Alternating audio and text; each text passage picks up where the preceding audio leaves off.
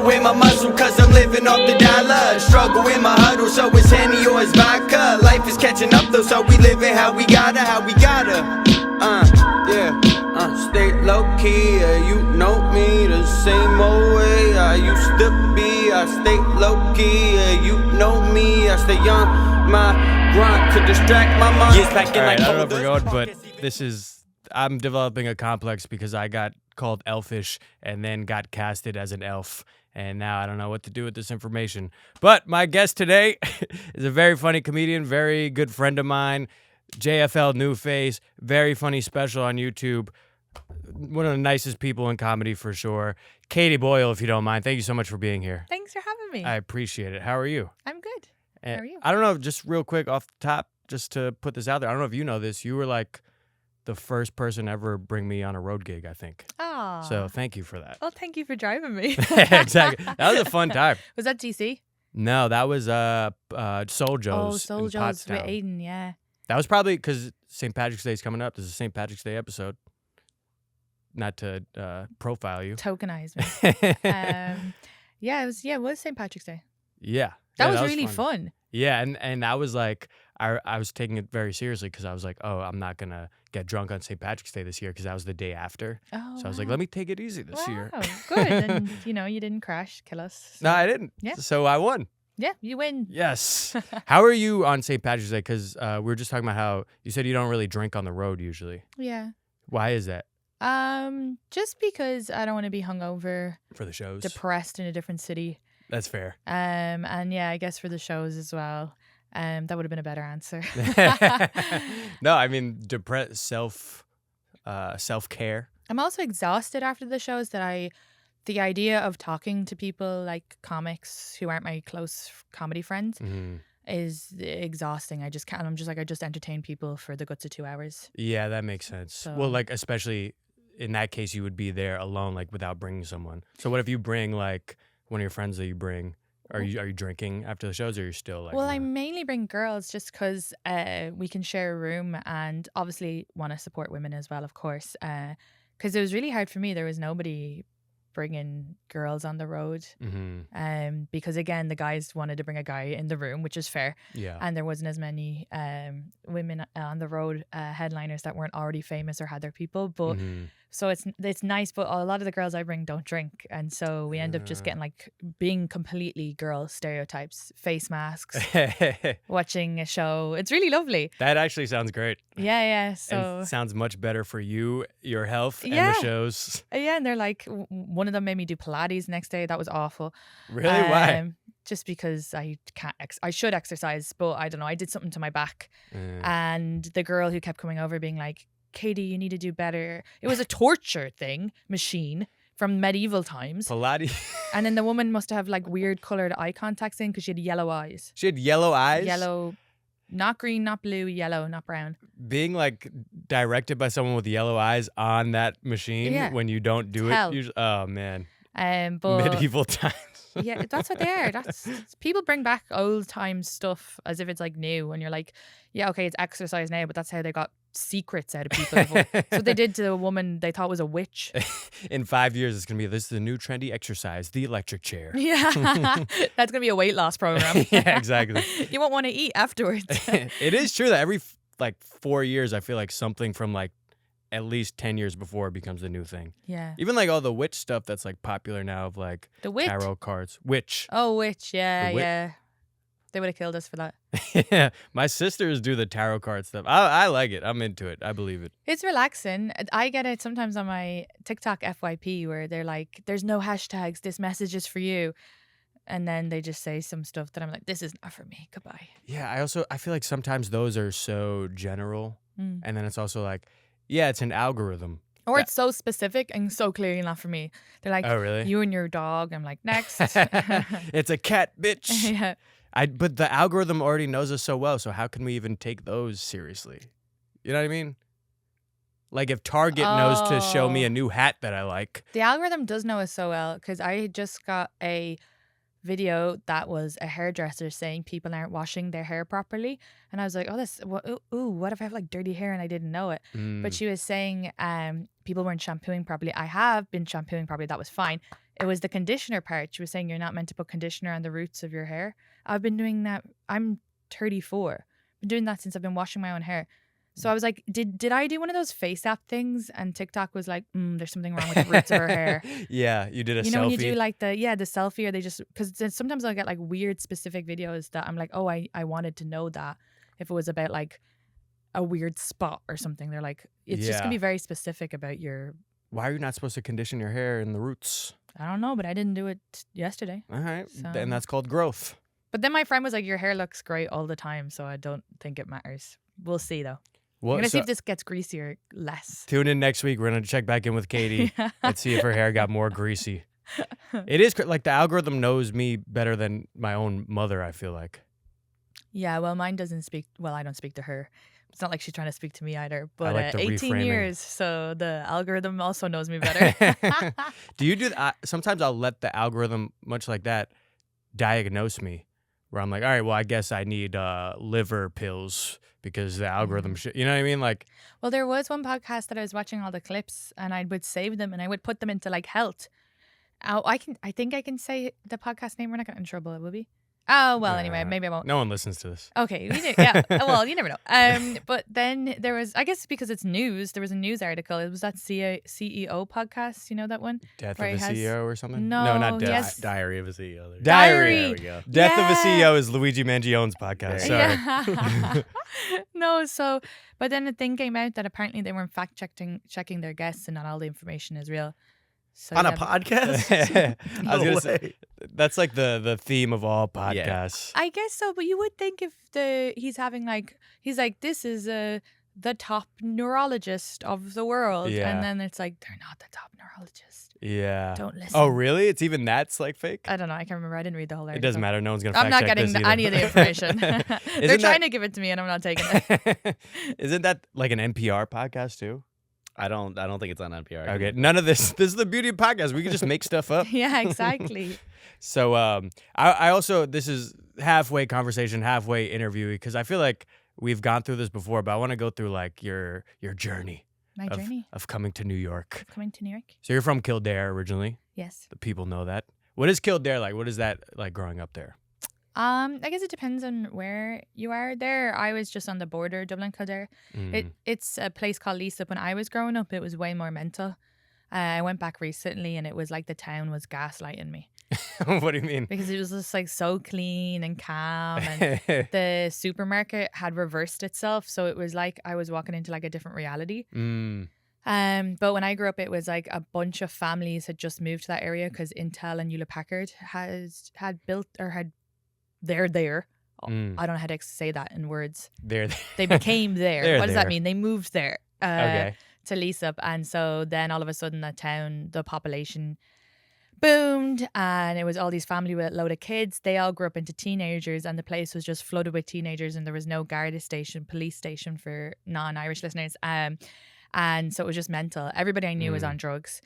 That is interesting where like you can feel like no one will believe you of what your town used to be like. Yeah, because when we went back, because my boyfriend now, his family still lived there, I would have never stepped foot in Leaslip again if it wasn't for him. And when we went back, I was like, what the fuck? The place looks so clean. And he was like, oh, remember that's where the guards chased us there, and that's where such and such got And now arrested. it's a condo. Yeah, like it's just weird. But yeah, my memory of it was everybody was drinking. Like everybody was drunk. There was a lot of people doing ketamine. Oh, really? Yeah, young people. I Ketamine? never did it because my mother was crazy, so I was afraid to. It wasn't even a moral high horse. I was just afraid to release the crazy. But Were you ketamine was big. Yeah. really? It was big. What? One of the girls had a Cruel Intentions cross and would like sniff it out of it. I was like, you're so hacky.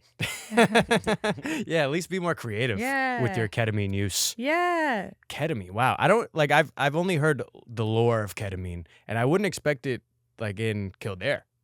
I mean, well, Ireland's a big agricultural country, so there's a lot of horses. All right, that, yeah, Do you that know, makes I'm sense. sure ketamine was easy to get. People were probably just getting it from their horse dad's shed and then selling it on. That's a good point because now people here using it, they're probably just like appropriating that culture. Yeah. And they're using Agriculture. it for their mental health now. Yeah, what the hell is And I going know on? one person who used it for their mental health and they got really nuttier. So I'd just be careful with that. Yeah, I don't trust any of that, like ketamine therapy. Like, there's gonna No. be cocaine therapy now, like whatever. Well, that's just Adderall.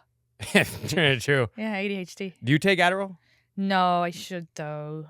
You have ADHD, right? Yeah, I was diagnosed as a child, but my mother used to say like really crazy stuff, so then I never really believed it. But it's so obvious because I was really, really hyper in school. And then obviously like as a woman you learn how to mask. But before I learned that, I got kicked out of ballet school for chasing the girls.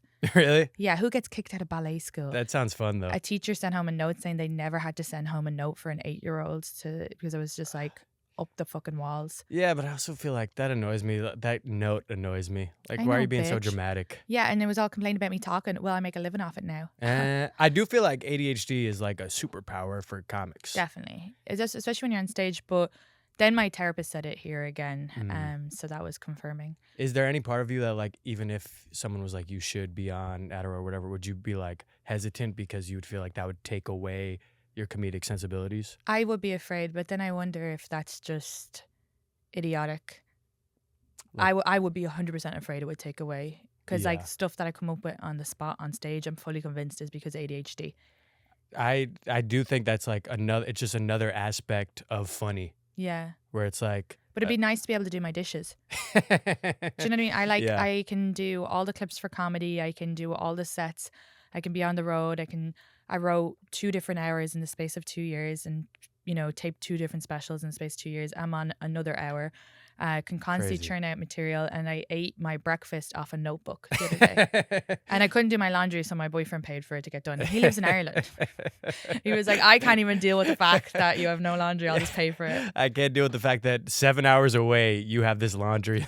I just can't do. It's so hard, and so I think it might be nice to, be able to. But I'd be afraid I'd do it, and then I'd be like, "This is what normal brain is." I'd probably like quit comedy and just like Yeah. have a normal life. Yeah, you're like, great, now I'm healthy. This is boring. Yeah, that you could just go to work, be with your friends, come out. Like I find even if someone talks to me and I'm not interested, I find it painful to listen to. Mhm. But other ADHDers, or my friends, fine. But do you ever get stuck at a conversation with someone you don't know, like small talk? Yep. And then in those moments, I'm like, pills would be nice. But then I drink.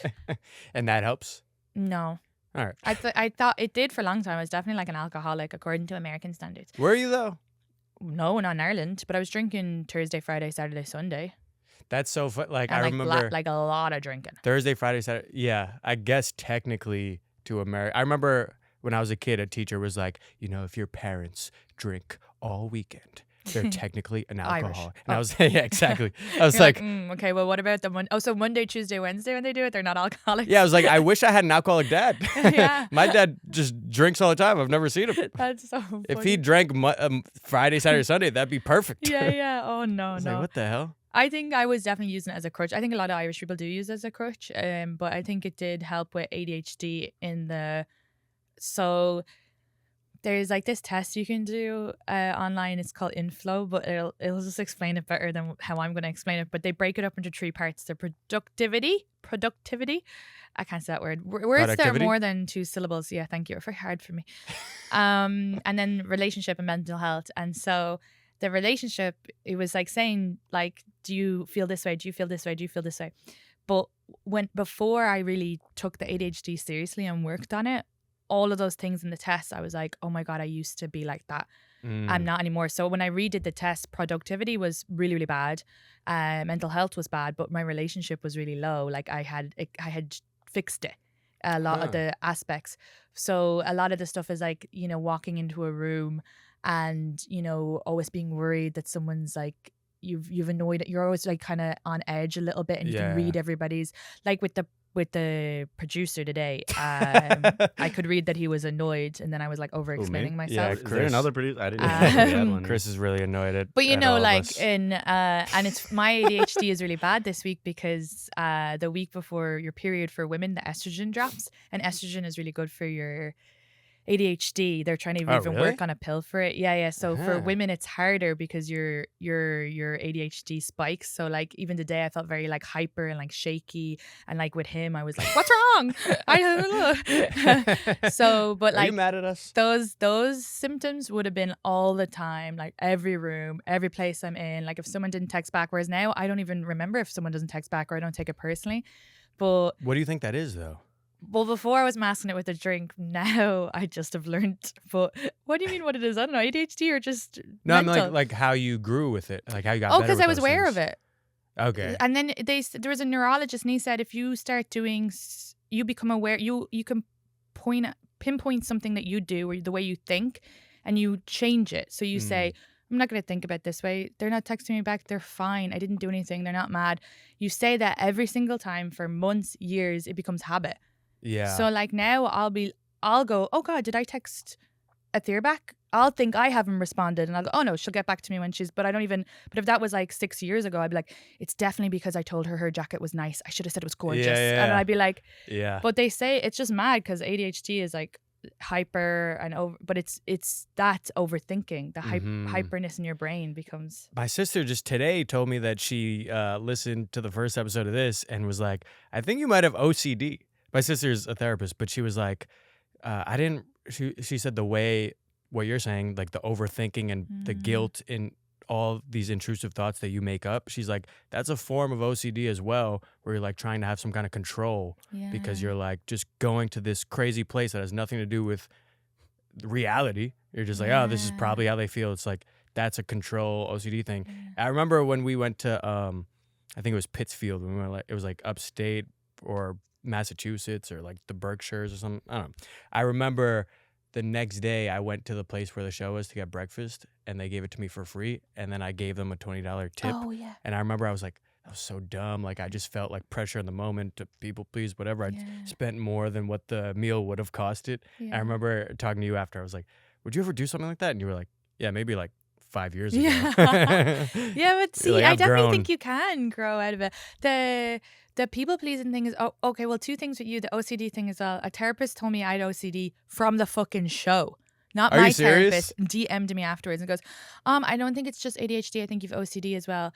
And I'm like, okay, just because I kiss my cross when I have a bad thought. That's not normal. Was this after they saw the therapy show? No, I don't even, maybe, I can't even remember. It was some Old Man Hustle show. Like this is like literally 2 years ago.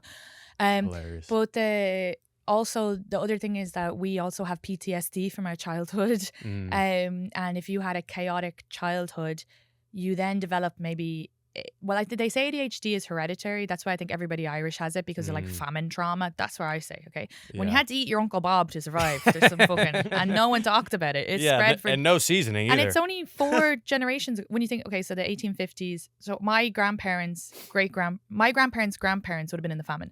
Their parents could have been born in the famine. Yeah.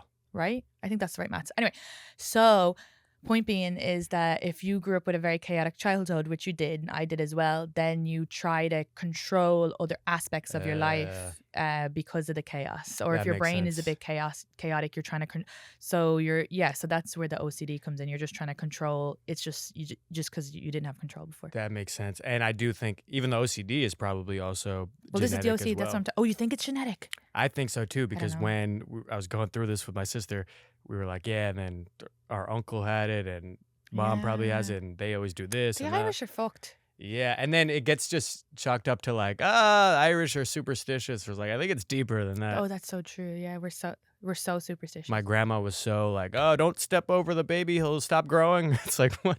Don't step over the baby, he'll stop Like, growing. don't step over someone. That was a big thing. Okay, but why? This is so funny.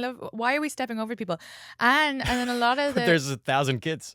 yeah, that's true. A lot of the traditions are just like, don't put shoes on the table because it's bad luck. And it's like, originally that was just someone being like, I'm so sick of people putting their dirty yeah, exactly. shoes.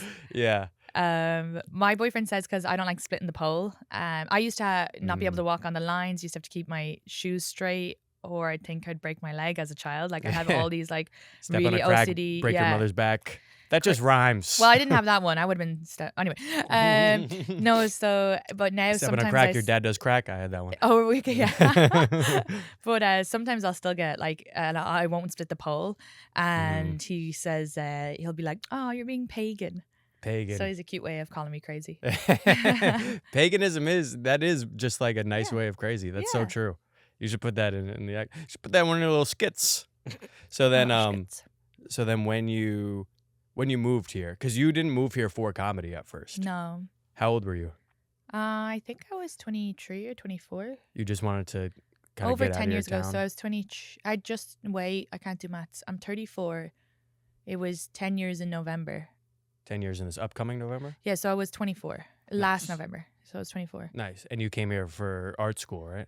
No, I had a degree in visual arts, which is like fine, Mm. which is fine arts. And I came here to work in the art world, and I got an internship, and I hated it. Yeah? Yeah, they Where would was all it? use more than two syllable words. Ah, that They're very sucks. elitist, What paganists? right? No, if they're pagan, they're Yeah, I cool. don't know. I was just trying to use a Um, two-syllable word. Oh, pagan. Yeah, okay. I don't know. But they Let's not fact check that. yeah, they just was, it was very clicky, and then it was unpaid, and it was like full time, and then I couldn't afford, because I was working in this restaurant every other hour, but they also pooled the tips, so I was only making like $200 a month from it. I hate this pooled tip I system. know. I know. I used to steal stuff from there though to make up for it, like a cup Nice. or like fries or whatever. You would steal fries? Well, not technically. I guess we ate them off customers' plates. Yeah. so- Wow. All right. That sounds kind of gross. It was pretty gross. We were pretty poor. I actually would take bagels from the internship because they would buy it for artists, and then they wouldn't eat it. So I would take them home. They wouldn't even give you guys bagels? No, and they wouldn't even. This whole place was horrible. But I ended up putting on a lot of weight though, because I was just living off 8 bagels a day, and I was like bursting out of my pants, and I couldn't afford new pants. It was horrible. The first 6 months here was horrible. But then there was a comedy club across the street, and I went across this creek in the cave, and everybody was just nuts and fun and from all walks of life, you Yeah. know. And I just didn't like that art.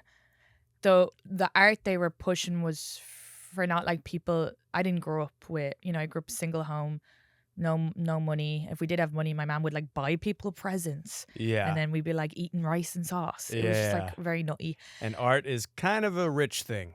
Yeah, and it wasn't like that in Ireland. I feel like, I don't know, I just didn't feel like it was. I do feel like Ireland and a lot of European countries in general, I feel like art is there's more of a middle ground, where here it's like, oh, you're going to pursue something in arts, like, good luck. You're either going to be the top 1% or like on the Yeah. subway selling your Yeah. paintings or whatever. Or like Yeah. in Ireland, like I feel like you go through a small town in like Galway or Mayo or something, and then you see like, oh, there's this artist just opened the shop, and it's not that big of a deal. It's cool. You know what I mean? Yeah, Do you feel like that, where it's No, back then it's no, just like, yeah, definitely. this is a job. It's not really respected here, I feel like. Definitely. I feel like here it was a lot of like rich kids who were in the other internships, and so Mhm. they have the privilege to be creative. Mm-hmm. In Ireland, though, my experience was just from college and then a little bit out of college. But I do think Ireland still, it's hard to survive if you're a stand-up there. So that's the other, which I didn't even know about that world. So Ireland will brag about having all these like the best actors, the best musicians, the best stand-ups. But when you look at the list of them, they all went to somewhere else and got big. Yeah. And so there's a lot like of really creative people, and then there's great courses that are affordable. Like our college was only $8,000 for 4 years, Oh, wow. which is like a half an hour here. Yeah, exactly. And That's how much the bagels cost. At the Yeah. end. and there is other good services, like if you can submit to get free education and stuff like that. But it also has its own things, which I wouldn't have even known because I came straight out of college to Mhm. here. But at least people were from all walks of life in college, or when we did any of our gallery exhibitions or festivals. And the festivals was all people coming up, you know. Mhm. But I just didn't get that experience in that venue because everybody I worked with just happened to be like rich kid, and then my boss was English, so that was a whole another thing.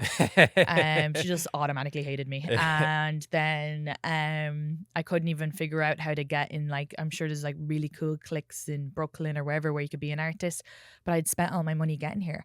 And then I was like literally living off nothing. So yeah, but and then, in New York, it costs so much just to leave just your to apartment. breed. Yeah, and then when I went to the comedy club, it was like automatic friends and like nice people, fun people. And I realized if I did comedy and got good at it quick, I didn't need the stuff that I would need to be an artist. So I used to do installation and film. So I didn't have any of those things. I didn't have a studio. I didn't have like materials. I didn't have a camera. I didn't have a computer, and I would use all that stuff for free in college. And so I was just like, oh, I can be creative, and I only need You don't need anything. in my voice. Yeah. So and tell That's like- stories. It's a little bit of a double-edged sword, I feel like, with comedy, where it's like, that's the beauty of it, that anyone can just walk in and do it. And then that's also like why it gets saturated and anyone feels like they can do it. Yeah. Like, I feel like I always hear comics complain about that, but it is like a beauty to it, because there's no, obviously there's gatekeepers once you keep going, whatever, but there's no real gateway. It's like you just walk in and then you do it. Yeah, and the gatekeepers, like now I feel like people do need more than when I started, because now people do need a camera. But if you're starting, you don't need a fucking camera. Yeah. You should have a few years where you just get to, there should be no evidence. Yeah. There's no evidence of me in my first few years, thank God. Is there Tori not? Piskin has one that she's going to hold over me for the rest of my fucking life. What is it? She was like, this will be so funny if we ever get famous. And I'm like, you will die. You will die. You ever hear that Norm It's a clip of Macdonald me like story? 2 years in. It's so bad. Really? I didn't watch it. I knew it was bad. Even just looking at it, I could see myself laughing. See, I don't even, like, I want to watch that, but I don't, because I don't want to, like, if I watch someone's back and I know they don't like it, I'm going to be like secondhand, like, oh no, I know Yes. Katie hates this. No one's going to watch it. She's There- not putting out. There's a Norm Macdonald story that apparently, because he started in some part of Canada where there was no scene at all. So like his third ever show, he was doing 45 minutes and he was like the headliner. And years later, someone, the owner of that club had a tape of him doing 45 minutes and his third time ever on stage. And he was like, I know there's a tape of this. I need to get this, whatever. And he was asking the owner of the club, and he was like, nah, I don't know, because, you know, this is a big moment for us where we had you when you were young, whatever. That's And Norm crazy. Macdonald was like, listen, they're doing a documentary on me, and they want you in the documentary, but they need the tape first. And he sent the tape, and Norm just destroyed the tape. Good. He's dead right. That other guy can't just be like, that's also insane. Like, Yeah. if you want to work with someone, you know, obviously Norm's dead now, but if you had wanted R.I.P. to work with him, you be like nice and be like, of course, and hope you Yeah. come back or whatever. And like, even just because it's in your club doesn't mean it's yours. It's Yeah, his material. Oh my God, stop. Yeah, that'd So be. scary. Who has wild. tapes of us out there? Oh man, what is this? Diddy Party? This is the third episode in a row we mentioned Diddy I Party. think it's 4. 4. Okay, Yeah. 4. Don't worry, I know you weren't there. No. Even if I were famous and I could be at those parties, I'm so boring. After 12 a.m., I'm like, I gotta go. I do respect your like. I feel like you have a bedtime. Yeah, I don't party.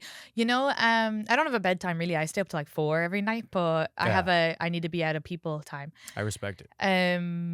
The tape thing. Oh, that's like, there's a lot of young comics I feel like have a lot of pressure to put out stuff now. What was I gonna say? You said something and I thought about it. I can't remember anyway. But we were Tape, really seeing lucky. someone's old tape. I was really lucky that I had I think it was like 5 years before I put out a clip. So why did that 2 years in tape even exist? Tori just took it because Oh, she recorded it herself. she used to record the video to watch herself. Oh, it was Mm. for us to watch and learn, never even to put online. Which is a good thing. Or Yeah. I would just do audio, to be honest. Yeah, we were watching to see like how there was an older comic with us, and he would give us tips, and he was saying like our body language and stuff. We were trying to get good quick, Mm-hmm. you know, like work as hard as you can. So we would like watch everything, like how are we holding the mic, and like there was everything in that clip was wrong. That's great though that you're doing that like so early. Like that's the hardest thing for me. Still listening back or watching I back. can't do it now though. I still can't. I can't listen back now. But you make clips. Yeah, I make clips. I do. So is that? But I uh, should listen back to my sets. But How do you even make the clips? Like even with I the put myself on ADHD 2 thing? speed, Ah. and then it'll be like, and then I was walking in the road and a cat. Okay, and I'll have made note after stage like what to clip up. But I yeah. just Oh, right after you get off? Usually, yeah, Ah. yeah, or the opener will say a lot of time, like Oh, Shatta nice. or Tori or whoever's opening, or my boyfriend did it last time. Like, oh, this. I do that as well, though. I watch the set and I'm like, this is a clip. Mm. And that's really handy, yeah. Your But boyfriend I really, is so supportive. oh, he's the best. Didn't he give you like a tag? Yeah, he gave me a tag. Yeah, That's awesome. what was that tag? He was like, mention that you have a boyfriend, so guys stop DMing you or something. Oh yeah. Do you get It does DMs? not stop them. Yeah. Is it? One Are they sent me the disgusting? phone number.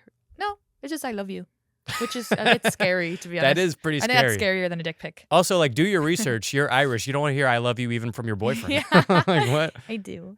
Yeah. I've Americanized. Yeah. Also, you've grown. I've grown. You've been With to me and my therapy. boyfriend have both been to therapy. Oh, nice. So you get here. It's whatever 2011. How long are you here? No, is it not 2011? What year are we now? 2014. 2025. Is it 20? Oh, Is it 20? Is it 2025? Yeah, man. So Oh, what fuck. was I'm 10 supposed to be years dead ago? by now. He was right. 2011. 2015. It would be 10 2015. Yeah, years what are you ago. on about 2011? I don't know. That was a good year. That was I got confused and then I was right and then I gaslit myself. Okay, so 2015. Yeah, I got here 2015. How long are you here before you walk into the creek in the cave? Like 6 months. 6 months, and then you So meet. August will be my 10-year anniversary. Oh, nice. Are you gonna celebrate? I also had a bad concept of time because I've been saying 10 years for about 2 years. And then I went back and checked my first ever picture of being on stage and I was like, oh, Yeah, but 10 years sounds better. this was 2015. Just keep saying 10 years. Oh, so I until got here it's 20. 2014. 2014. November, yeah. And then 2015 started comedy August. Nice. Okay. So you feel like you kind of found your people in a way.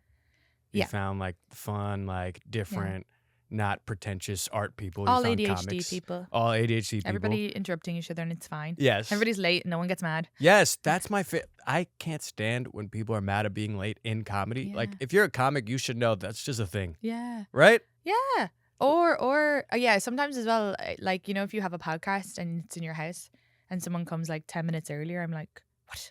Yeah, that's way worse than being a half hour late. Yeah, I would I would rather you be like, no, but or just if you say like, oh, I went out with this girl and like she was really like weird about the bill coming, and then I would say, oh my god, yeah, I had the same thing too. I went out with this guy and he was really weird about the bill.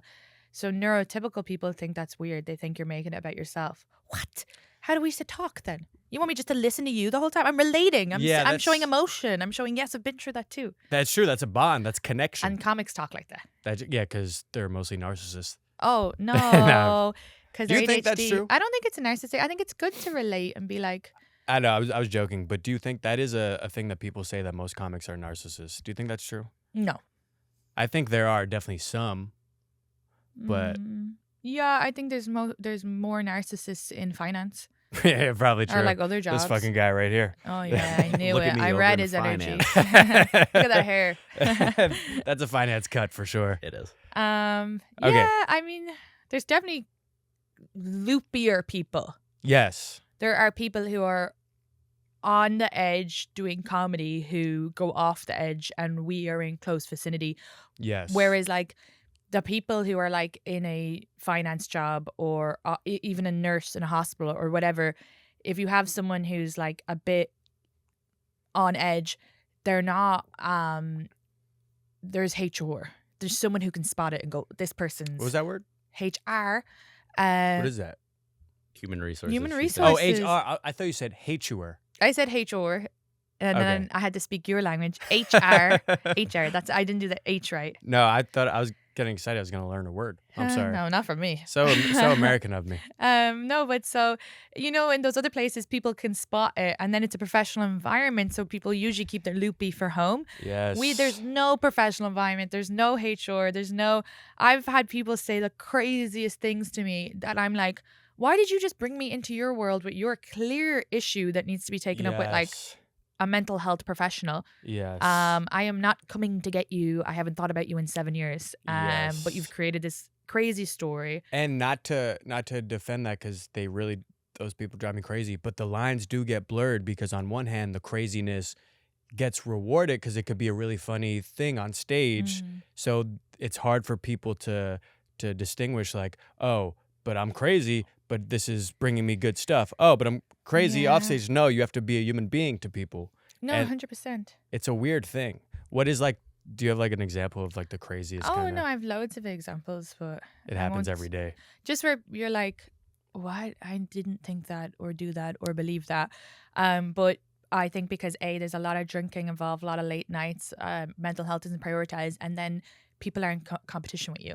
Yeah. So they see you, they're like, you took my spot, especially being a woman, and then being an immigrant that they can feel comfortable being mad at because they're like, well, you know, they're like, I won't get in trouble for fucking saying crazy. Like, I've had comics be like, I'm going to publicly say I'm going to get you deported. That's fucking nuts. Oh Also, my you think you have the God. ability to do that? Yeah.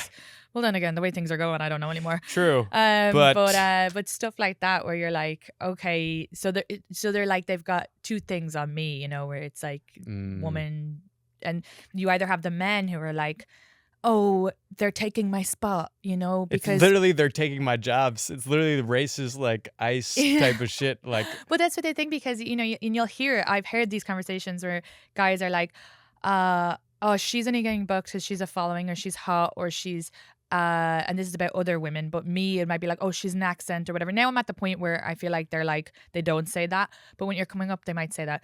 But it's like, okay, but you're not worried about the 7 other white men on the bill, but because they're like, yeah, but I still want to be mediocre.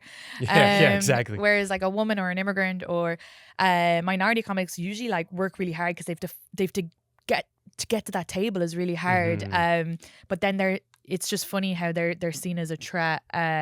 So I do think sometimes you're just unlucky that, you know, you might be open to more kind of crazy or volatile or sexist and again, there's no HR, it's drinking. Yeah. And it might be even just someone feeling rejected by you, where it's like kind of crazy that we're in a profession where it's okay to ask someone out that you've been working with, but then it's okay to target them because they said no. Yeah. Like, what is this job? Which this is is why a I don't very- go past nothing good happens after 2 a.m. My step grandmother used to say. So It's a good point. you have to like I still haven't literally. learned that lesson yet, but You're right. also you're fine. You're a boy. I'm an idiot.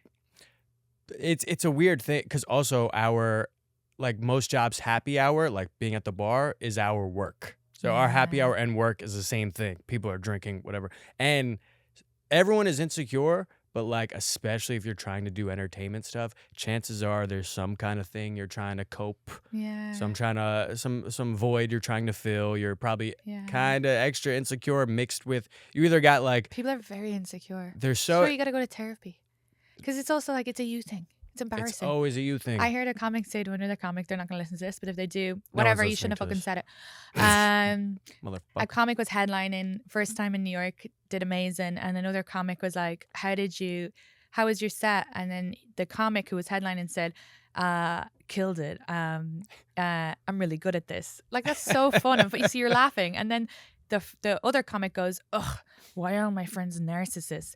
And then Like he got serious? He got serious. And then the comic spent the rest of the night reassuring him, like, no, I'm so sorry. Like, and I was like, why are you? This is your night to shine. But it's a lot of that taking people down, or like, oh, you have a manager? Do you think you're a big, you know what I mean? Like, what are we? Ew, what are we, 5? So like that, you know, there's so that's why much it's of like good to keep your circle small if you want to be successful, I feel, because keep it small. You can be friendly with people.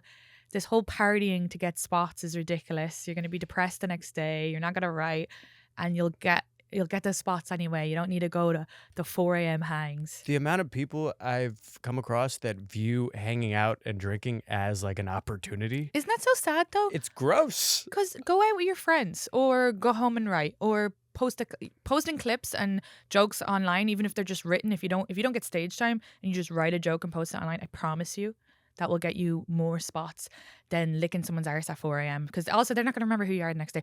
Or the next day you're going to be like, I said this. And you're going to think about it and you're going to feel suicidal. Yeah. Are you okay? Yeah. Is this about something It's specific? triggering me from like 8 years ago. But like, or if you genuinely do want to just hang out and drink till 4, like that's fine. So like, so not that I'm not doing anything. I'm still a nobody piece of shit. We hung out but till like, 4 a.m. with Aaron that time, and that was so much fun. But no one was offering each other anybody. It was just friends who are comedians. Yeah, that's what annoys. And some people will look at that and be like, "Oh, well, I fucked up." It's like, if you want to hang out, hang out. If you don't. Yeah. Someone said to me recently, like, "Oh, fuck, you were out with blah blah blah, hanging out, drinking. I missed out on opportunity because I'm not." I'm like, opportunity. Who are you hanging out with? No, can you just whisper? I'll tell you after. Okay, so excited. Good. No one's listening to this. I could just say it. It was Dave Chappelle. No, I'm just kidding. Oh, okay. Oh, who was I hanging out with? Yeah. I thought you meant who said it. No, who you No, hanging it out wasn't with? Dave Chappelle. It was literally our friends that I'm just Like, like like Aaron. Aaron and others where I'm just like, these are They'll just probably people. think Grace as well. Huh? They'll probably think Grace as well. That's the thing. Now that you're friendly with Grace, you're gonna have slimy people as well. That's the other thing. It's so annoying. It's like also, hey, you were like rude to me before. Like let's say with me, like I work in your comedy club and people would like your name for recommendation. Oh yeah, thank you by the way. Oh, you're welcome. I had my audition last night. Oh, did you? I I don't didn't. You should wanna- have told me. I would have went. Oh really? Oh, thanks. Well, what was I doing? I did a Uh, show, but I would have. What time was that? How did it go? It was pretty good. It was at it was 9:15. That's so exciting. If I don't get it, we'll have to edit this out. Still, I wish that would have been nice to go. And there's been a few comics who've asked me, and like absolutely, like I'm like, yeah, of course. Then there's been people who are nice, but I've never seen them before comedy, so I'm just kind of like, I can't genuinely, because if they ask me, I'm like, I don't know. Yeah, that would be Yes. inauthentic. Yeah, but it's funny to see the people crawl up your arse now who were rude to you when you were young comic. You see a lot of because- that now? Oh yeah, for sure. What- Because I've what's your- probably outgrown them a bit, and then they're just like, oh, I should be nice now or whatever. But it's like, it's like, yeah, it's inauthentic. But then like people also change, so I don't know. I have noticed people would have unfollowed me when I first was posting, and then they'd follow you again later on. But those were That's also the weird. same comics who, when I started, were bitching. Not when I started, but well, yeah, when I started, they were bitching at the back of the room, and they were like kind of doing okay. They were like the killers of the open mic. Classic. I know. And then when people started posting, I started posting 2019 videos. They were like, oh, it's so annoying. And they would post on their stories like, oh, comedians posting videos. And then I remember then a few years later when I actually got a following, them following me again. I was like, Oh oh, they my don't follow God. me. How do you reply to the people that were rude to you starting out, and then now they see you very successful doing your thing? You killing just it? leave it. I don't have read on, so I just try not to be a doormat. So if But I like when you see them in person and they're like, "Oh my god!" Like, do you just keep it civil, just short, keep it and civil, just- yeah. I'm bad at being fake though, because I go high pitched. Your voice so- gets high pitched when you're being fake. Yeah, so there's this woman in Ireland who I can't stand, and my other Irish female friend. Your mother. No, you can't stand her. Yeah.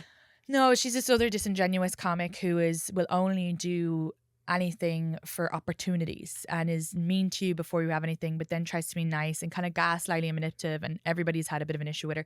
So anyway,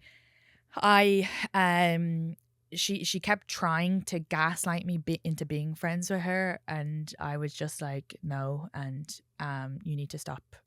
So you told her that? Yeah, because she was like sending me 9-minute voice messages. She was like sending me emails. The whole Saying thing was, what? it was a lot. If we got into it, it'd be like a 3-hour podcast. Alright. But anyway, so fast forward a few years later, we were at a festival, and I was like, if I see her, like, it'll be really awkward because I'm very obvious if I and my friend was like, please just be fake, because I can't. She was like, I can't deal with Yeah. I just can't deal with the drama, Katie. And I go, yeah, but like I'm telling you, it'll be obvious, so it's better if I avoid her.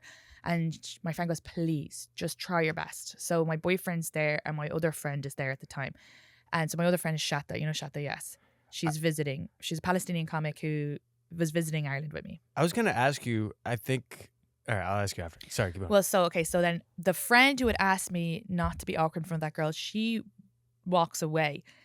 Then out of nowhere, my cousin on my mother's side, who I don't talk to, who does watch my Instagram stories, so she knew I was going to be at that festival, but I don't talk to her because I feel like, she had kind of apologized to me for not reaching out after I cut out my mother, and she'd witnessed a lot of stuff as a child that I'd gone through, and she was really sorry. She said she's really sorry she didn't tell the family about it. And I was like, wow, this is amazing. And we went on Breakthrough. holidays together, and then 2 months later she's like, your mother's crying and it's Christmas, would you not reach out to her? And it's like, A, you fucking idiot, my mother hasn't reached out to me since I was 18, and B, she's just doing that to be a victim, and C, you're now being the fucking weapon that she's using. Yeah, 'cause, you're making it worse. Yeah, so I was just like, do not ever mention my mother to me And again. you just said you got it like 2 months ago. Yeah, you fucking dope. Fucking- But anyway, so that made it awkward, and we're still Instagram friends, but we haven't been friendly, let's say, since. So I see her walking, and I just turn to my boyfriend. I go, oh my God, here's my fucking cousin. We don't talk. It's gonna be weird. And I go, hi, how are you? You know you're pregnant. Oh Jesus, I had the first child. Oh my God. Oh, look, the sun is out. The sun is out. Shatta is that girl never shuts up talking. She's the quietest I've ever seen her. My boyfriend is a quiet man, and then he starts talking. It's the most I've ever seen him talk. So he was It's like, like a hello, scene I'm from a Katie's boy. movie. Yeah, and then he like saved the whole thing because she was like, oh, you're here? Oh, you're performing here? Like, yeah, you saw my story, bitch. I know you God. saw my story.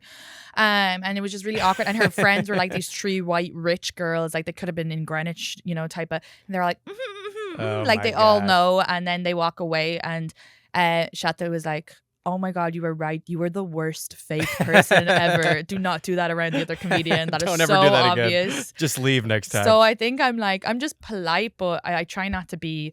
I don't be like, yeah, how are you? I just keep it. you keep it to a minimum. Yeah. If it's someone that I don't really want to Yeah. engage with, That makes sense. That Or is it's so gonna funny. That is such a break scene. the windows. your hood girl's gonna come out. You're gonna be like, all right, that's it.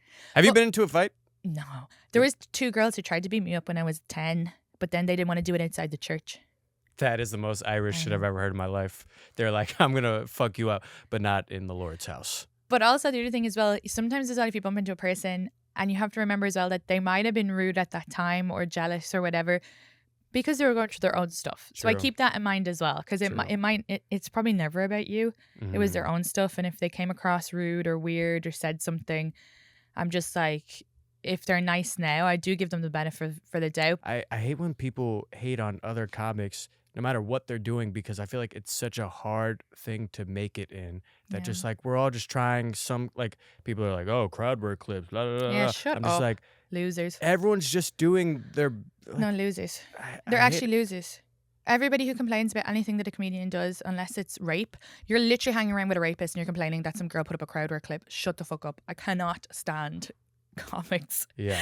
It's just like, It's so stupid. And crowd work, who cares if someone posts crowd work? They want to keep their material for people to pay tickets for. yeah, Also, you're not posting anything, Mr. Man who's complaining. yeah, it's always like I don't want to put in the work, so let me just say, Yeah. or I don't want to adapt to the new thing, so let me just Yeah. hate on everyone. Or that's they're doing not doing stand-up videos. They're just doing face-on videos. So who cares? it. Or yeah, and people hate on that too, and I'm just Yeah. like, who cares? Exactly.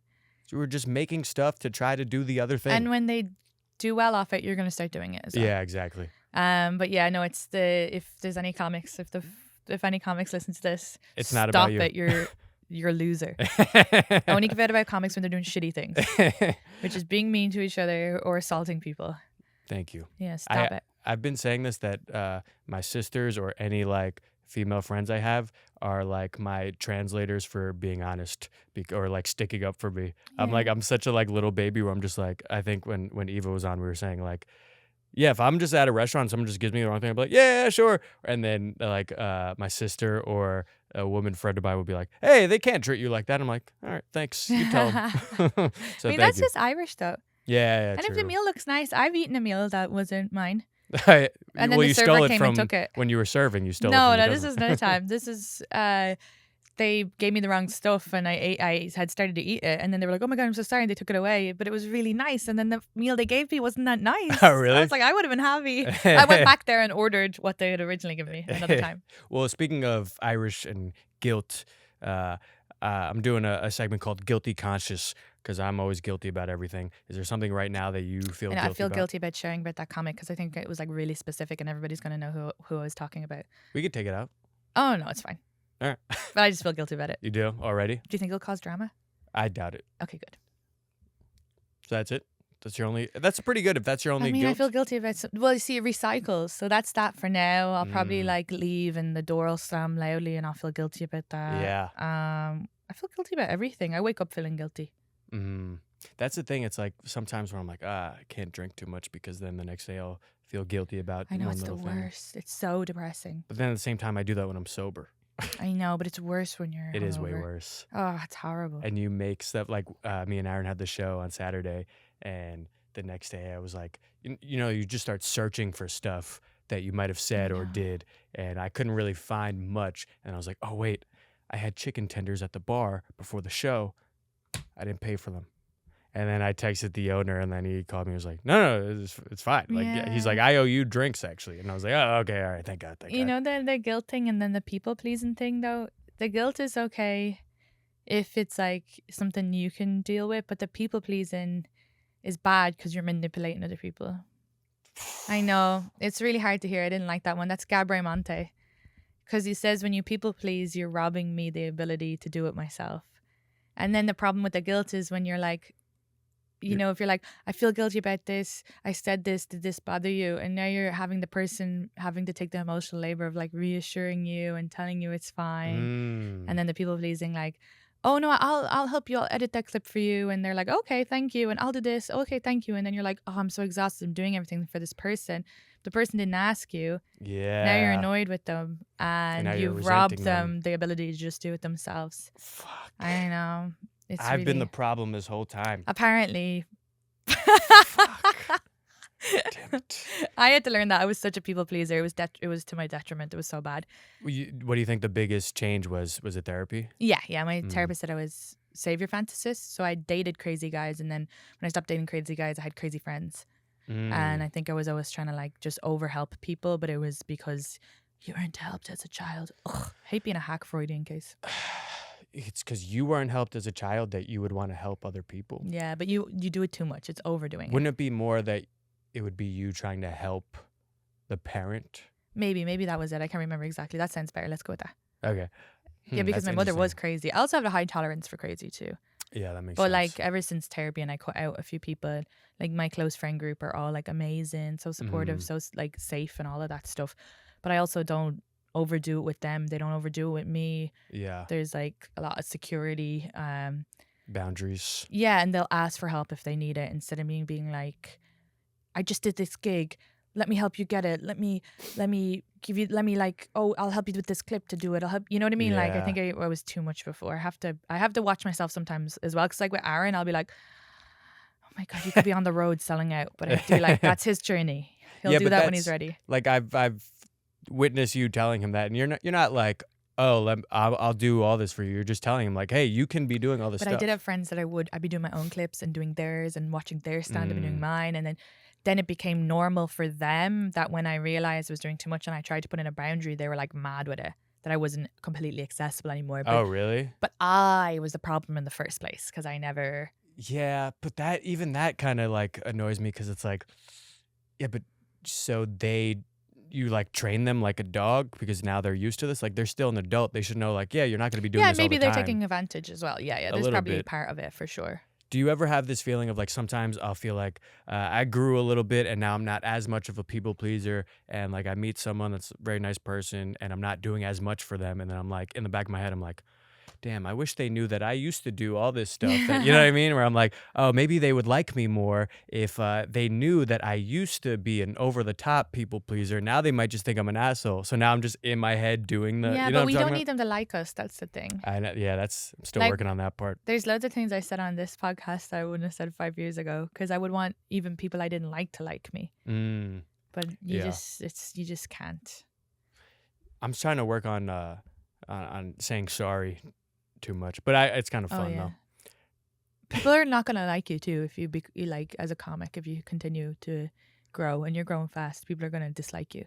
Oh, thanks. Yeah, and it's I- just because their own personal stuff. I mean, They're gonna find a reason not to like you. So isn't it weird that that's kind of the goal? That not for people not to like you, but like to get to a place where like you've already experienced a lot of it where people are resenting you because of your growth, but like no matter what happens, whoever gets to a certain level, people will hate on them. yeah, and there's gonna be audience, and there's gonna be cancelled on like loads of comics that we know. One we mentioned earlier, who's so lovely, has probably been cancelled like 4 times on fucking TikTok. It's- And there's always gonna be someone you're gonna piss off or someone you're gonna say. And yeah, there's gonna be comics who are gonna say but it's like kind of in a way, it's just like that's okay. Like once you're not being mean to anybody, but I think the people who are gonna like you, genuinely like you, are just like people who are your close friends and want you to do well. And but other than that, anybody else it's what are you to them and how can you help them in their journey? And and if they need to dislike you because you put out a clip every 3 clips a week and they can't do that and it makes them feel bad, that's okay as well, because that's how they justify their situation. Laziness. No one else. This turns into a Gary Vee podcast. If you want to get up and be successful. Yeah. But yeah, that's how I think about it. Because sometimes it does like get to me. Like recently, this person sent me these messages that were like attacking. I thought they were like hacked, to be honest. So I was being It was like, someone you knew? from years ago, though I hadn't seen in years. And what they were accusing me of, I didn't do. It was nothing. It was just like a mistake on a different end. I won't say what, but it had nothing to do with me. I couldn't see what they were talking about. Then it turns out that it was right, but I didn't do it. It was something to do with my team, let's say. It was a mistake. And I figured out how, but then the person kept being like, I'm not reading your messages. And it was like very competitive. It was brought this wild energy, said some wild stuff online. And I was just like, and it was a Sunday. So you know us. Like, yeah, you were at confessions. Like, yeah, Catholic, shitty Catholic, but still, don't bother me on a Sunday. But I felt bad about that. And then like, but realistically, it's like, that's out of my control, how they're, whatever they believe and whatever they, stories they've created and wanting to have a drama. And yeah, we just can't control that. I think that's the biggest thing, reminding yourself that you can't control how other people feel. It has nothing to do with you. I always say this, it's bad Irish, so someone's going to correct me, but osma smacht, and it means out of my control. So I say that in my head a lot, just to kind of be like, because that was like, I was like, oh, I clearly didn't do this and I can explain that and it can be fixed. But this person was like going on a rampage. And then I had to be like, okay, I've given the solution. Now I just need to just block this person. Yeah. Because, and not to over explain. Because that could be a people pleasy thing. Yeah. To do as well. And I was also like, this person's energy or whatever they're accusing, I don't need to be friends with. I don't need that type of person to like me. So that was huge. Yeah. Okay. So you do the open mics at the Creek in the Cave. You're like working hard. You're watching back your tapes. You found kind of like a crew pretty quick, it seems, like a good friends when you first started comedy. I think so. Tori Piskin has been my longest friend. Yeah, and Etheria Koob. And then, so how do you get to like where you are now? It's like, I know you said you started posting clips in 2019, and then you kind of just like, for me anyway, that's when I saw you, and I was like, oh, it seemed like you were out of here. Yeah, I feel like it still took a long time though. I feel like other people get a bigger following quicker, and I'm still like working on it and stuff. I still have You're killing it. I mean, I still have so much to do. But such a comic response. Irish. But yeah, I think posting the clips, definitely. The pandemic as well, a lot of comics left, so there was a lot of space for younger comics to come in and get paid spots at New York Comedy Club. So I started working New York Comedy Club way more. And then was getting more clips because they were taping. Once they opened back up, they opened up with cameras. Or even before they opened up with cameras, I would bring my own camera and tape. And so like some of my tapes went viral that were from literally like the Czech spot. Oh, wow. So it was like so funny that That's I awesome. was getting to put up these like good quality tapes from like a Czech spot. And then started building more of a following. And then that went over, then 3 years ago, someone reached out to me about doing a special, and then I said it to the owner of New York Comedy Club, like, oh, I got reached out to do a special, and he was like, well, you're doing your first one with us, obviously, so let's get you a date. So I didn't even work with the other people, and they got me a date for they were like a bunch of dates. So I picked the last date, which was the last day in September, and I think that was June, and I wasn't even headlining then. So really, but I feel like you were.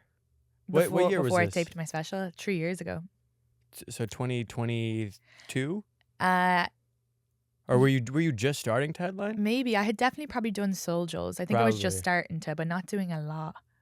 That's interesting. Or else I did Soul Joel's after. We did Soul Joel's 2023. Yeah, so then I taped 2022. So June 2022, I reached out to a bunch of places about headlining that summer so that I could also just tape my special. Not to cut you off, but just to give you props real quick. I don't know if people understand like how hard you work, because you, especially where you're at now, you still like, you'll tape your set, you make your clips. You, at that time anyway, were like reaching out to people to getting these gigs. Like, talk about ADHD all you want. You were like, you work really hard. Thanks. Okay. I forgot you're Irish. It's going to be hard to take that compliment. We'll edit that compliment out. It's fine. No, but for real, like I want to give you your Thank you. props. I appreciate it. No, but then so I had from June till the end of September to get the to get all this shit down and run it as much as possible. And I ran different chunks of it if I just had shorter sets, and then did all these like road gigs if it was like bar shows or whatever.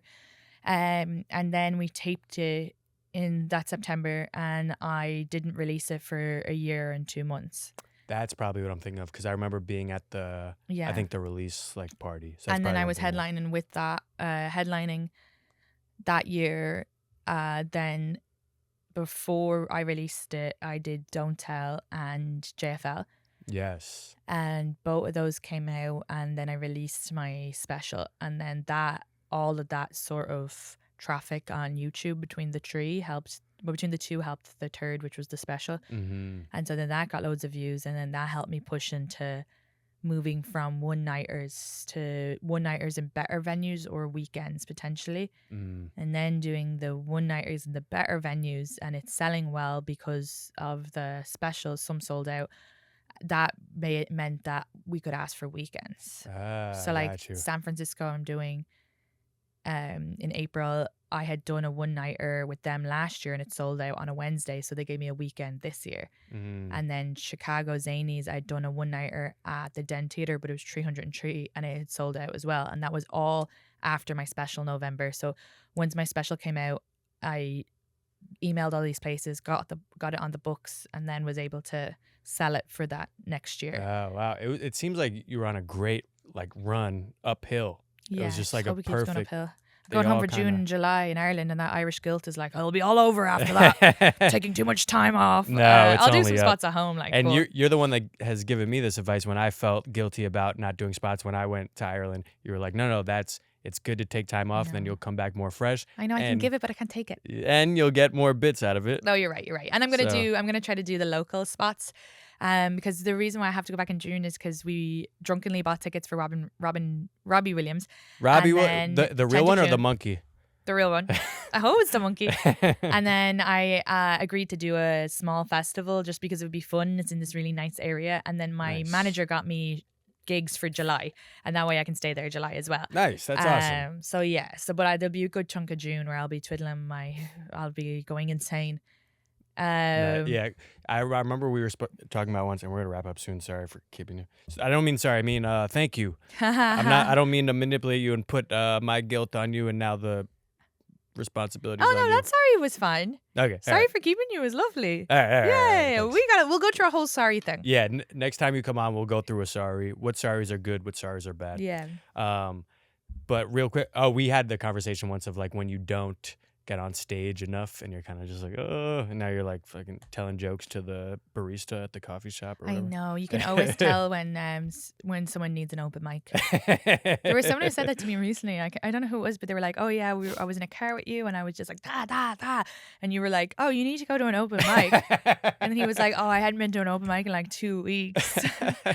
I'm gonna start telling that to non-comics that just won't shut up, like just go to an open mic. And like I'm just impulsive, so I just say what's ever in my head. It's never with hate, but like I don't even remember who that person is, but they remember that interaction, and then I remember the conversation afterwards. But yeah, I just didn't mean anything bad, but he was like, fuck. Yeah, but I feel like... Was that you? I don't think so. No, it wasn't you. It was not an Irish person. It was just, I can't remember who it was. This is the problem with the ADHD. Yeah, but also since you're consistent with that, of you're just like no filter and just like already... Yeah. It's coming from a place of kindness, then you're at a place where you could say wherever you want. Yeah, you hope so. Speaking of Irish people, what is your perception of Irish American people since St. Patrick's Day is coming up? Because I know it's a bad rap that we get. It's just there's like 33 million Irish Americans. Is there? Yeah, so there's, if you like the whole of Ireland, I think there is 8 million, 5 million in the Republic. So, but 8 million across the island, people who live in Ireland. So it's like a touch of Irish Americans. Irish American is just it's a different history as well. Mm-hmm. So my issue is, I guess, when Irish Americans who maybe family have been here a really long time and have time capsule the culture, try to dictate Irish politics, and they don't live in Ireland. It's different me if I become able to vote and I decide to vote a certain way.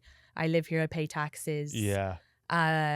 I'll have been here a long time by the time the ability to vote, but that they can just kind of feel that they have a right to Ireland, like, and say some racist shit or say some xenophobic shit, say some maybe sexist stuff. And that's not all Irish Americans. Some are amazing and they love the culture and they keep up with the dancing and the language, and that is lovely to see. But I feel like the language is coming back. yeah, and I feel like some Irish Americans are great for it. So all of that stuff is great. It's only when it becomes trying to criticize people in Ireland and maybe try to take away their Irishness because they feel like their parents weren't born there, or they're like spreading any hatred, like Ireland's really? full. Yeah, like there was I didn't a hashtag saying Ireland is full, and there was like a riot over this like immigration. But the hashtag that was spreading a lot of the hate, they did like a AI computer thingy, and over 75% of the hashtag had come from the United States. Really? And so a lot of time there is like people who spread their sort of politics from here over there. And Ireland's, you know, it's the thing that makes modern Ireland great is, you know, the old culture, of course, the Irish dancing, the folklore, all of that, but also the diversity. And that's you go to Dublin and it's amazing. It's a modern city, and you know, we have abortion rights, we have equality for women, LGBT, same-sex marriage. Like, that's the Ireland I like. I don't want to go back to some fucking Catholic Ireland where they're going to put me in a laundromat because my boyfriend wants to fuck me.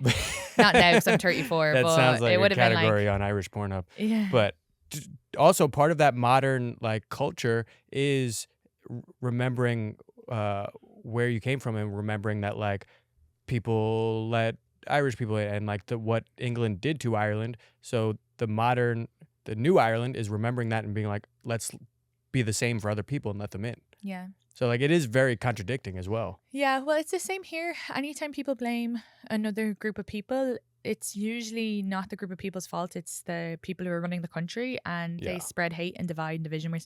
Divide and division, two words that are the same. But anyway, Divide and division. Yeah, we're seeing it right now. It's easier if people are attacking each other than the people on top can just do what they want. And in Ireland, it is the landlords. And there's no houses. There's no houses. There's a housing crisis. So people are going, but there's people coming into the country who don't have houses. But that's their hate it's a conduit, if that makes sense. So like, it shouldn't be going. The immigrants are getting it, but they shouldn't be getting it. It should be the government. And the government should find a way to have affordable houses. Yeah. No, like rent should not be the same price as New York. You're fucking nuts. Yeah. Like, I live here in New York because I can live off comedy. You're telling me that I go back to Ireland and the rent to be the same? That's crazy. Dublin, nuts. I would be able to live off comedy there. It's so interesting how people fall for the let's blame the people who have no power instead of blaming the people in power. Yeah. And then end up. It was just lack of education and this propaganda and all of that stuff. So, and then people are just angry and sad, and then they're seeing their kids all go to different countries. Like my generation all left, a good chunk of them. And so the parents are annoyed. They're like, why aren't my children here? There's no opportunity for them here.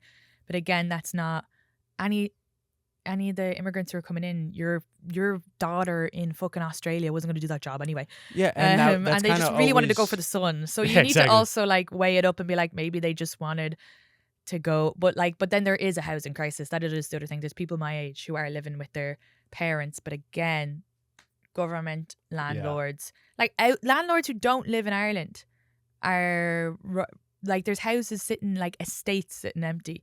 That's like crazy. It's nuts. That's but crazy. again, that's not.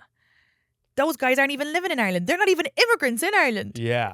They're fucking shopping from fucking Holland. But then also, are the numbers that different from people always left Ireland for work or for a better life? People always left. That's always been kind of the tradition in a way. And we've never replenished the numbers since the famine, since the genocide. So really we need, I don't know, but 3/4 of the population either emigrated or died, and it still hasn't replenished. So, and it still hasn't made its way to we need the people. Plus, it's just like, I think Aoife Dunn has a joke about this, so I don't want to steal her.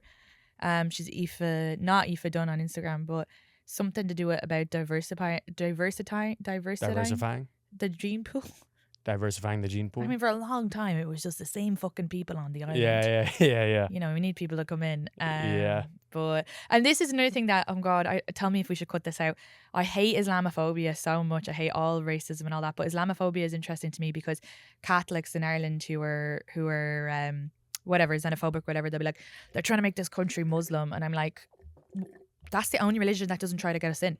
Like yeah, exactly. Actually, and Jewish people don't do it either. It's Christians. No. Christians are the ones that went on crusades. And that's how Ireland became Catholic. Yeah. Like, I have to say, like, Muslims are very welcoming, and if you do join, and I follow a couple of TikTok, I don't know how I ended up on. A lot of my friends are Muslim, so maybe that's why. But and I'm also like on a lot of Muslim cat TikToks. I don't know why they're just the best because they do prayers and they have their little hijab and they're just gorgeous. But anyway, it seems from some of the pages I follow or seen, there was an English girl who decided to convert, and I guess they say revert, and Sinead O'Connor did as well, but it seems like quite welcoming, and she was talking about her journey and it was really welcoming and all of that.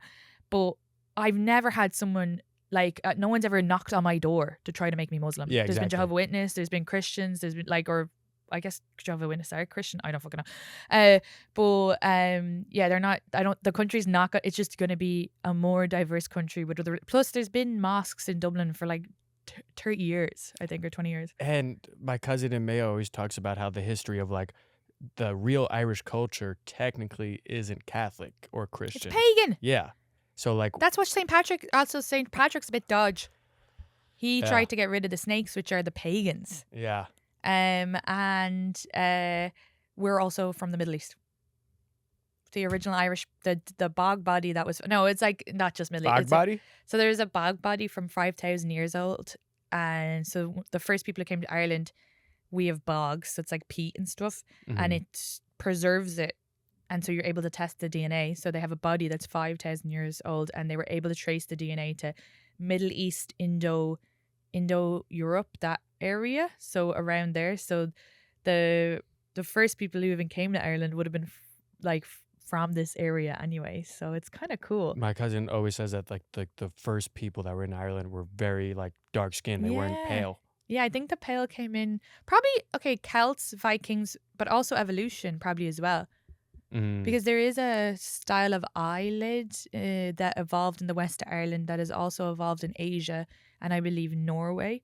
And these people aren't related to each other ethnically, but their eyes develop that way depending on the wind and the weather. As what I read on Google. I mean, we're not going to fact check it, so don't worry. Remember, it's a podcast, not the CEO of... Not the death of CEOs. My boyfriend has it, though. I forget. Barry Keoghan has it. I was going to say, I always feel like I could spot like Irish people by the eyes. Yeah. Yeah. So there's like that. It's like that hooded eye. Is that what it's called? Or do I have a hooded eye? Maybe you don't have a hooded eye. I can't remember some of those. But my boyfriend has it. It's really nice. It's like that kind of... Like he's kind of like... I don't know, but it's really pretty. But yeah, it's to do with Chris West will Ireland. pull up a hooded eye on the video of this. Like the more I talk about it, I think I'm getting offensive. Yeah, it does sound like a slur. You know, those hooded eyes over there. I think we're the hood. I can't remember. Are we the hooded eyes? I don't know. Barry Keoghan anyway. Is it? He says Keoghan, but it's Keoghan. So he's saying it wrong. Maybe they say that in the inner city though. Maybe it's the accent there going Keoghan. There is a lot Barry of Keoghan. Someone says the name wrong and they're like, all right, I guess that's my name now. Yeah. So maybe. All right. I well, just didn't know if he was assimilating for here, like Ellis Island. Yeah, maybe. he changed it to Keoghan to get a Sabrina Carpenter. Okay. Well, thank you for that lesson. Oh, I was waffling. No. Okay, thanks. No, I appreciate that. guilty. I feel like I feel like I learned a lot. I feel like I had an opportunity to Just regurgitating all the TikToks I watch. I got to regurgitate what my cousin in Mayo is always talking about. What were you gonna ask me earlier? I can't remember. Oh, I was going to ask you because we were talking about your journey, when you finally got to quit your day job. And what was that like? 2 years ago, and I didn't get to quit. He technically let me go. He fired you? I know, it's so horrible. I worked for him for like 8 years. Well, look at her now. No, he's really nice and sweet. Sorry. He's actually lovely. No, he just was Look at her now. I was only working one shift for a year. And so it was gradual. Yeah, and then the girl he wanted to sponsor on her visa, immigrant against immigrant violence. That's how they get you. She needed the Monday to Friday, and I'd be on the Friday, and that's how he was signing her off. So it all made sense, and I was also getting her to cover a lot of the shifts, so I could go So he was kind Do of like, gigs. you're not even fucking present. And you were making money. Yeah. So comedy. technically 3 years, for that year, I was doing one shift with him a week on and off. And then 2 years, I haven't at all. 2 years in February, I haven't stepped foot in a bar. Nice. That's awesome. Well, you have, but just to drink. Just to drink. Just to drink, as you should. All right. That's awesome. Well, I feel like I know you more than I did before. Thanks, me too. And I hope the audience did as well. Thank you very much. I really appreciate you coming. Thank Thanks. you. Thanks for having Katie me. Boyle, if you don't mind. Bye.